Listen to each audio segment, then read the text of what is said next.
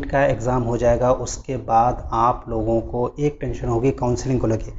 Counselling process क्या होगा, fees कितनी लगेगी, कौन सा कॉलेज लॉक करना है, कौन सा नहीं करना है, किस कॉलेज की प्रोबेबिलिटी है आपके मार्क्स के हिसाब से मिलने की गवर्नमेंट कॉलेज की। ऑल इंडिया 15% काउंसलिंग का यानी ऑल इंडिया कोटा काउंसलिंग का प्रोसेस क्या होता है, डेट्स क्या होंगी, 2020 के काउंसलिंग के बारे में बात करेंगे इस वीडियो में। आप बने रहिए मेडिका विंग के साथ।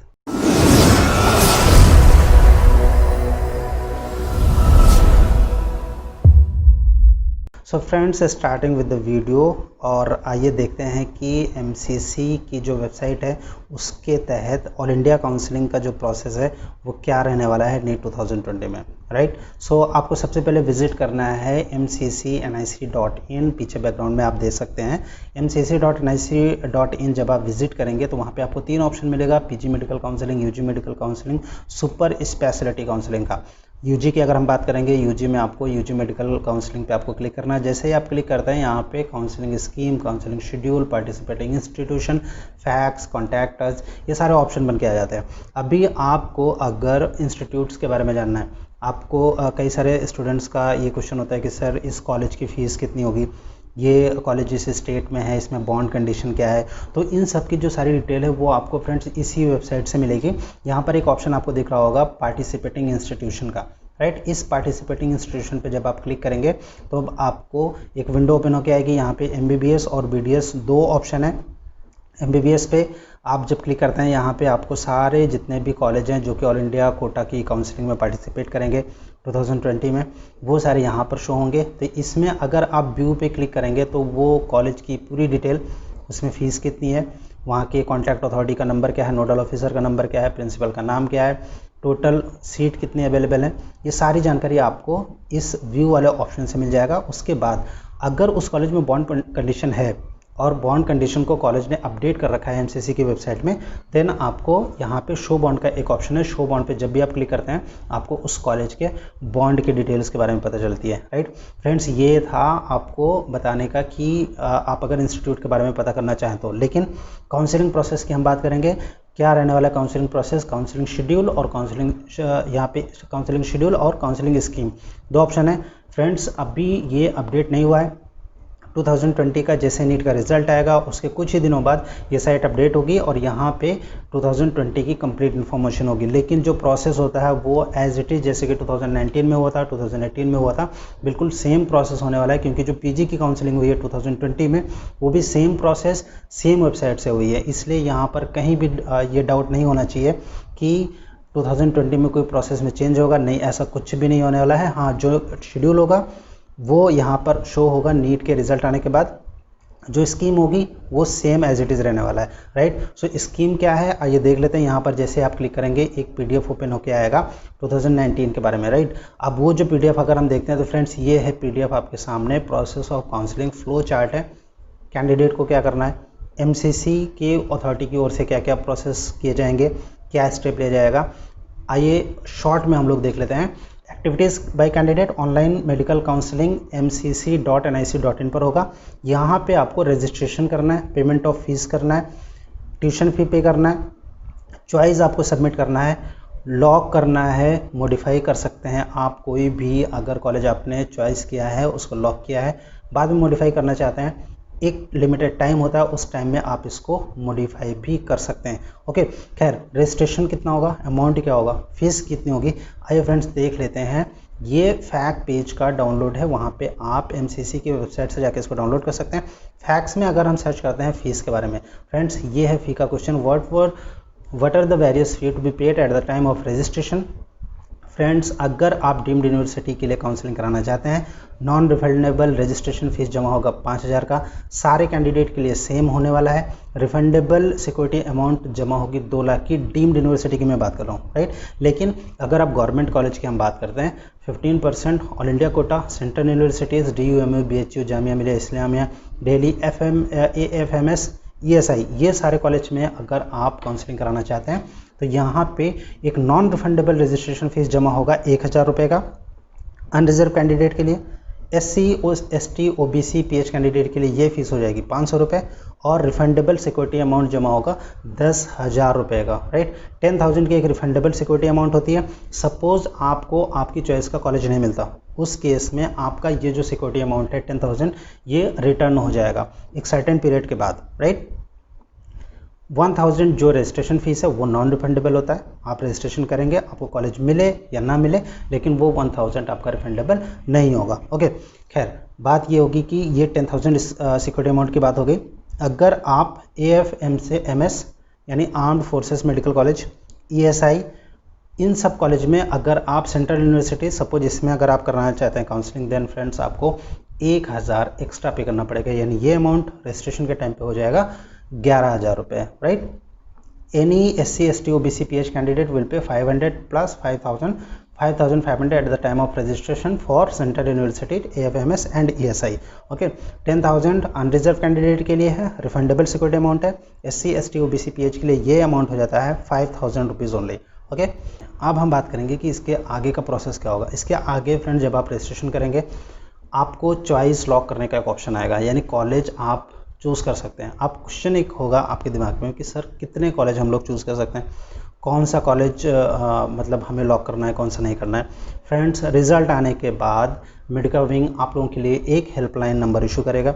आप हमें कमेंट करके, कमेंट में या फिर हमारा जो नीचे स्क्रीन पर आप मोबाइल नंबर देखे होंगे वीडियो में, यहाँ पे आप हमें कांटेक्ट कर सकते हैं। आपका जब रिज़ल्ट आएगा उसके बाद आपके मार्क्स के हिसाब से आपको कौन सा कॉलेज लॉक करना चाहिए, किस कॉलेज के मिलने की प्रोबेबिलिटी है, ये हम आप लोगों के साथ शेयर करेंगे। एक हेल्पलाइन नंबर जारी करेंगे नीट का रिजल्ट आने के बाद। ओके, लेकिन अगर क्वेश्चन ये होता है कि सर कितने कॉलेज हम लोग लॉक कर सकते हैं, फ्रेंड्स जितने भी कॉलेज हैं अनलिमिटेड, आप पूरे के पूरे कॉलेज चॉइस में लॉक कर सकते हैं। यानी आप अगर चाहते हैं कि गवर्नमेंट के जितने भी कॉलेज हैं ऑल इंडिया कोटा में पार्टिसिपेट कर रहे हैं, उन सारे कॉलेज को मैं लॉक करूं, ऑब्वियसली फ्रेंड्स आप सारे के सारे कॉलेज लॉक कर सकते हैं। मिलेगा कौन सा, ये आपके मार्क्स के ऊपर डिपेंड करेगा। ओके, चलिए, जब आपने कॉलेज लॉक कर दिया उसके बाद एक सर्टेन डेट होती है, उसमें आप मॉडिफाई कर सकते हैं। लॉक जो चॉइस किया है उसको थोड़ा सा चेंज भी कर सकते हैं, सीक्वेंस बदल सकते हैं। जिस सीक्वेंस से आप चॉइस लॉक करेंगे उसी सीक्वेंस से आपको जो अवेलेबिलिटी होगी सीट के रैंक के हिसाब से वो आपको अलॉट की जाएगी। जब भी कॉलेज में कोई सीट अलॉट होती है तो फ्रेंड्स डिपेंड करता है कि उसके लिए कितने कैंडिडेट अप्लाई कर रहे हैं सेम कॉलेज के लिए, राइट। ज़रूरी नहीं है कि जो नीट का टॉपर होगा या टॉप 10 कैंडिडेट्स होंगे वो सारे कॉलेज लॉक करेंगे, राइट। ऐसा नहीं होता। मान लीजिए कि मैंने टॉप किया और मैं कोई भी कॉलेज लॉक नहीं करता हूँ, मैं अगर काउंसलिंग में पार्टिसिपेट ही नहीं करूँगा, ऑब्वियस सी बात है फ्रेंड्स मुझे कोई भी कॉलेज अलॉट नहीं होगा। इसलिए कॉलेज की जो सीट होती है वो डिपेंड करती है कि उसको कितने लोग अप्लाई कर रहे हैं, कितने लोग उसमें चॉइस को लॉक करते हैं। खैर, आपके मेरिट के हिसाब से कॉलेज अलॉट होगा। फर्स्ट राउंड की काउंसलिंग की मैं बात कर रहा हूँ। फर्स्ट राउंड की काउंसलिंग होगी, कॉलेज आपको अलॉट हो गया। अलॉट होने के बाद आपके पास ऑप्शन होता है कि आप एग्ज़िट करना चाहते हैं या फिर आप उसी कॉलेज में एडमिशन लेना चाहते हैं। अगर आप एडमिशन लेना चाहते हैं तो फिर आपको कॉलेज में रिपोर्ट करना है। अगर आप अपग्रेडेशन चाहते हैं कि सेकेंड राउंड में मैं अपग्रेडेशन हो, यानी सेकेंड राउंड की जब काउंसलिंग होगी उसमें हो सकता है कि आपके मार्क्स के हिसाब से या फिर कैंडिडेट्स के चॉइस के हिसाब से आपको कॉलेज अपग्रेड कर दिया जाए और आप चाहते हैं कि मैं उसमें पार्टिसिपेट करना चाहता हूं, तो फ्रेंड्स यहाँ पर आपके पास ऑप्शन होता है। अगर आप पार्टिसिपेट करना चाहते हैं देन सेकेंड राउंड की काउंसलिंग में आपको कंसीडर किया जाएगा, अगर पॉसिबिलिटी होगी आपके मार्क्स के हिसाब से कि कोई हायर कॉलेज आपको मिल जाए जो आपकी चॉइस होगी, तो उस केस में आपको हायर कॉलेज मिल सकता है, राइट। फर्स्ट राउंड की काउंसलिंग में सीट अलॉटमेंट हो गई, आपने चॉइस लॉक किया और उसके बाद आपको कॉलेज पसंद आया, आप कॉलेज में एडमिशन करने के लिए कॉलेज में रिपोर्ट करेंगे। नहीं करते हैं, सेकेंड राउंड की काउंसलिंग होगी। सेकेंड राउंड की काउंसलिंग के बाद जो राउंड 1 रजिस्टर कर चुके हैं, यानी राउंड 1 की काउंसलिंग में जितने कैंडिडेट ने रजिस्ट्रेशन किया था, सेकेंड राउंड में उनको रजिस्ट्रेशन करने की कोई भी ज़रूरत नहीं है। अगर वो सेकंड राउंड में काउंसलिंग में पार्टिसिपेट कर रहे हैं, ओल्ड नंबर है रजिस्ट्रेशन, उसी से कंटिन्यू कर सकते हैं। जो नए कैंडिडेट होंगे सेकंड राउंड में वो पार्टिसिपेट करने के लिए उनको रजिस्ट्रेशन करना पड़ेगा। ओके, सेकंड राउंड के बाद जो अलॉटमेंट होगा उसके बाद फ्रेंड्स आपके पास अपग्रेडेशन के लिए पहली बार आपने फर्स्ट राउंड में अप्लाई किया था, सेकेंड राउंड का अलॉटमेंट होगा। उसके बाद आपको येस या नो, यानी आपको कॉलेज मिला तो आप या तो येस करेंगे। अगर आप नहीं करते हैं कॉलेज का सिलेक्शन प्रोसेस वहीं पर एंड हो जाएगा। अगर आप येस करते हैं तो फिर आपको कॉलेज अलॉट कर दिया जाएगा। कॉलेज अलॉट होने के बाद अगर आप क्विट करते हैं फ्रेंड्स, उस केस में जो बॉन्ड कंडीशन होती है कॉलेज की, पेनल्टी जो होती है वो आपको पे करना पड़ेगा। क्वेश्चन होगा कि सर कितना पे करना पड़ेगा, तो ये फ्रेंड डिपेंड करता है आपके कॉलेज के सिलेक्शन के ऊपर। हर कॉलेज का अलग अलग सिक्योरिटी अमाउंट होता है, बॉन्ड कंडीशन होता है। तो जो कॉलेज आपने लॉक किया है उसके हिसाब से आपको पेनल्टी पे करनी पड़ेगी अगर सेकेंड राउंड के काउंसलिंग के बाद भी आप सीट नहीं लेते हैं, यानी कॉलेज में रिपोर्ट नहीं करते, एडमिशन नहीं लेते हैं तो। ओके, एनीवेज अभी आपको हम बात करेंगे scheme of online deemed central universities UG counselling की, यानी डीम्ड यूनिवर्सिटी और सेंट्रल यूनिवर्सिटी की काउंसलिंग का प्रोसेस क्या होने वाला है फ्रेंड्स। सेम प्रोसेस होता है, कोई भी चेंजेस नहीं होता। जो फ़ी है वो यहाँ पे ज़्यादा हो जाता है। डीम्ड यूनिवर्सिटी के लिए आपको जो रजिस्ट्रेशन 1000 है उसके अलावा रिफंडेबल सिक्योरिटी अमाउंट सबमिट करना पड़ता है 2 लाख रुपीज़ का, राइट। फर्स्ट राउंड की काउंसलिंग यहाँ पर भी होगी, चॉइस लॉक कर सकते हैं, मॉडिफाई कर सकते हैं, एक सर्टेन डेट होगी और उसके बाद अगर आप हाँ करते हैं तो फिर आपको कॉलेज में रिपोर्ट करना पड़ेगा। आपने रिपोर्ट नहीं किया आपको कैंसिल हो जाएगा आपका एडमिशन। अगर आप रिपोर्ट करते हैं उसके बाद आपका एडमिशन होगा। सेकेंड राउंड में आप पार्टिसिपेट करना चाहते हैं, रजिस्ट्रेशन आपको दोबारा से नहीं करना पड़ेगा, फ्रेश चॉइस आपको लेकिन सीट अलॉट में सेकेंड राउंड में आपको भरना पड़ेगा। ओके, सो ये डिटेल थी। और इसके बाद एक मॉपअप राउंड होता है, राइट।